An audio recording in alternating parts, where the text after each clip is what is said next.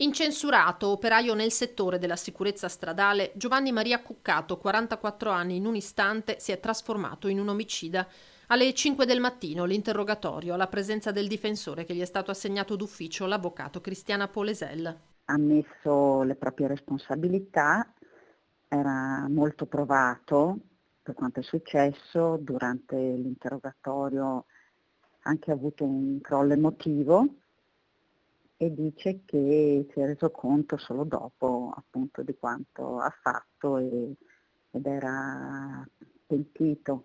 Pare che avesse un rapporto sentimentale con la signora che era in auto e nel momento in cui l'ha vista con quest'altra persona, che poi appunto è deceduta, ha perso la testa. Solo di fronte al magistrato, afferma dunque Polesel, Cuccato si è reso conto di quello che aveva appena fatto e delle conseguenze del suo gesto. È scoppiato a piangere e quindi poi naturalmente era turbato. Cioè, ha detto più volte che non era sua intenzione uccidere nessuno, ecco questo, ed era visibilmente scosso, sconvolto. Omicidio volontario senza aggravanti, quello contestato in questo momento dalla procura, quanto all'arma del delitto pare fosse in auto per puro caso. Sul coltello le confermo che fosse trasportato in auto in occasione del trasloco. Il dettaglio del trasloco lo confermano i vicini di casa. Il 44enne stava lasciando l'appartamento al condominio Galilei di via Lazzarina a Conegliano per spostarsi a Osigo di Fregona. L'ho incontrato qui